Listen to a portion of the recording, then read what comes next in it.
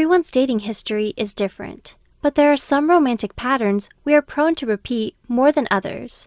Depending on our childhoods, we'll have certain needs that have to be met for a fulfilling relationship. Whether you're still recovering from a terrible breakup or single and unsure about what you're looking for, know that dating is a lot of trial and error. Consider each failure a lesson. Learn to become a better lover and never settle for less. Here are 8 types of relationships. 1. Your first love. Utada Hikaru sang about this one, and as much as we romanticize about it, there's a reason why they're your first love, not the one you can grow old with.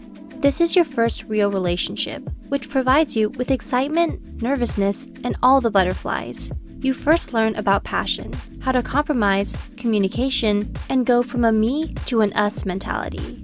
When you're young and inexperienced, love will feel sweet and intense, but as you grow older, you'll start to realize you want something more. 2. Opposites attract. This is 90% of every romantic comedy and Korean drama out there. You gotta admit though, they make some pretty addictive plots, until it happens to you.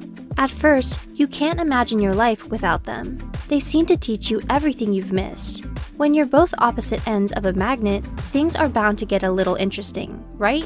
But too many differences can also tear the relationship apart, which is usually what happens. Having different interests is normal, but your beliefs and values have to be similar. 3. Friends with benefits. Have you ever only wanted sex, but nothing more complicated than that? This is a casual relationship you enter when you and your partner agree that you're strictly bed buddies and nothing more. Sometimes it's liberating when you know you're not looking for anything serious, whether it's because you'll be moving to a new city soon or want to work on yourself first before committing to someone romantically. 4. The rebound. This is when your headspace is not in the right place. You most likely got out of a relationship that completely wrecked you. Instead of recovering in a healthy fashion, you just want someone to fill the void, so you quickly jump into another relationship without really assessing whether you two are truly compatible. You might have a hard time being alone and looking for a distraction. On the inside though, you're still hurting, and this never ends well for you or the other person. 5. The recommended relationship. Have your parents and friends ever pressured you to find Mr. or Mrs. Perfect? You probably know this one well.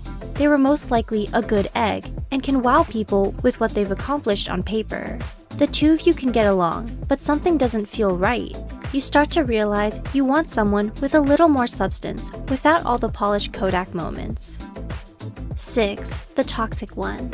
This is the one you'll probably spend the rest of your life recovering from. The thing about being in a toxic relationship is that the person you're with might not be physically or sexually abusive. Often, it's the emotional manipulation they use on you that makes you question if you're the one at fault. We hope that if you can relate to this, you'll be able to leave them. You deserve someone good for your health. 7. The friend. Have you ever gotten in a relationship with one of your friends? Sometimes, friendships can bloom into a deep and fulfilling love. But other times, we might scratch our heads down the road and wonder when the romantic feelings will start to kick in. It's okay to recognize that you just don't feel those sparks with them.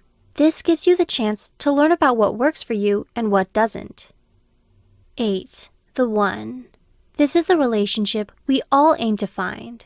It might be someone you've never expected, but the chemistry you have is natural and undeniable.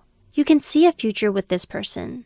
You have great emotional compatibility and can resolve communication problems well. Even on your worst nights, the two of you can get through the storms together. And you know no matter what, you can always count on each other.